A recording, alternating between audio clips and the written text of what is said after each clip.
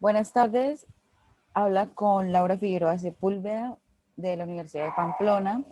El siguiente diapositivas es para presentar el tema sobre la caracterización de aguas residuales. Fuentes de aguas residuales. Podemos decir que las aguas residuales son las aguas usadas y los sólidos que por uno u otro medio se introducen en las cloacas y son transportadas mediante el sistema de alcantarillado. Pues aquí tenemos un gráfico donde podemos ver las aguas pluviales, que son las del alcantarillado, llegar a unirse con las domésticas y con las industriales en alcantarilla. Listo, tenemos las aguas residuales municipales, que son los residuos líquidos transportados por el alcantarillado de una ciudad a una población y tratados en una planta municipal. Aguas residuales domésticas o ARD le podemos decir.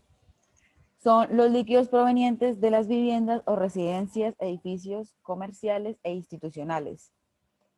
Aguas negras son las aguas residuales provenientes del inodoro. Aguas grises son las aguas residuales provenientes de las tinas.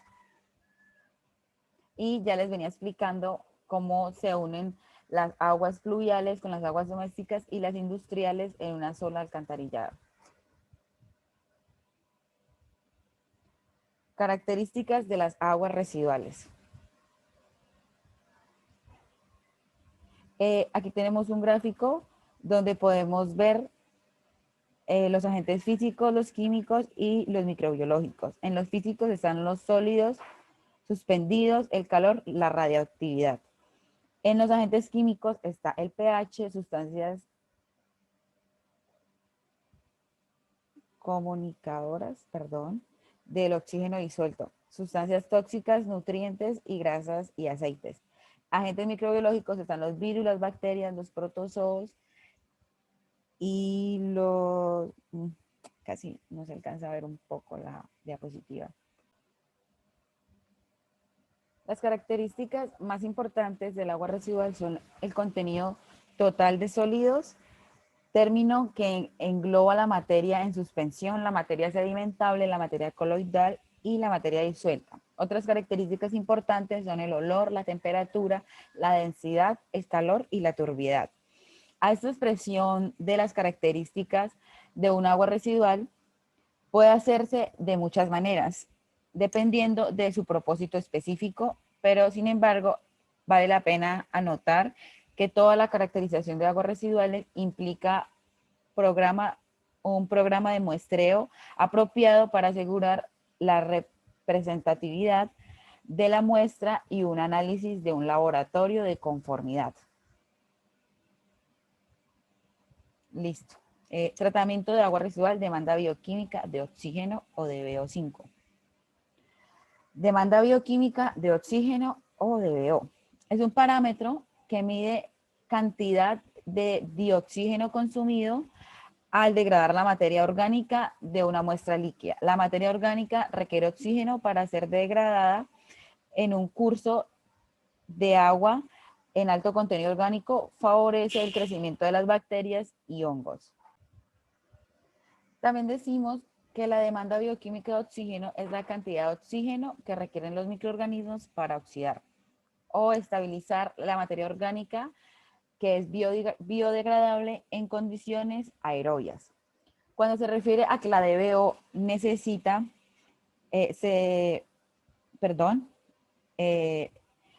cuando se refiere a la DBO necesaria para oxidar todo el material orgánico carbonáceo biodegradable, se denomina demanda bioquímica última de oxígeno carbonácea en condiciones normales de un laboratorio. Esta demanda se cuantifica a 20 centígrados. El ensayo estándar se realiza 5 días de incubación y se conoce convencionalmente como DBO. Siguiente.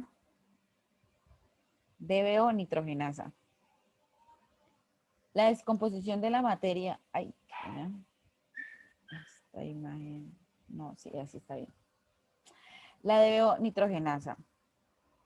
La descomposición de la materia orgánica, especialmente de la hidrólisis de las proteínas, produce material no carbonáceo como el amoníaco. Este material nitrogenal perdón, ese material nitrógeno amoniacal es oxidado por las bacterias nitrificantes en nitrito y nitrato, causando una demanda de oxígeno conocida como la demanda bioquímica de oxígeno nitrogenasa DBON. En general, se ha afirmado que las bacterias comunes del agua residual tienen un tiempo de generación de 7 horas y que las bacterias nitrificantes, por otra parte, tienen un crecimiento mucho más lento y su tiempo de generación es mayor de 8 días.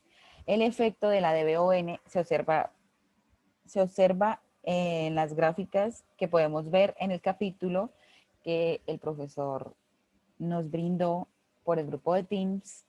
Claro que no pude pegar una imagen para mostrarla y poderlo explicar. Demanda química de oxígeno.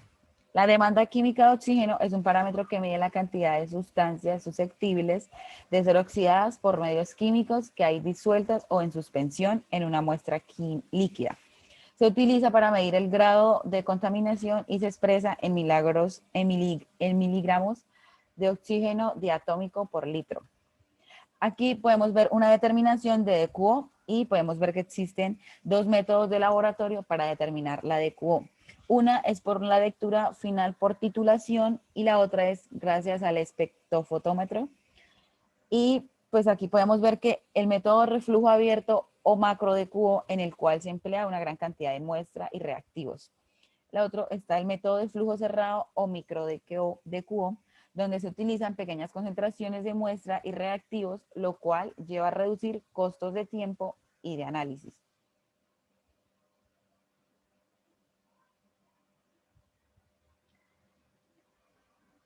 Eh,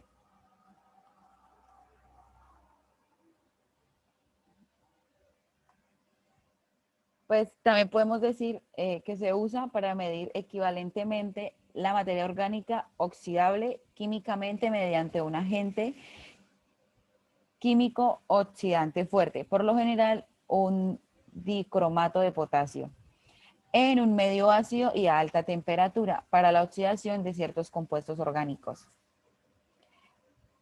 Y pues esta es la finalización de nuestra presentación. Muchas gracias, profe.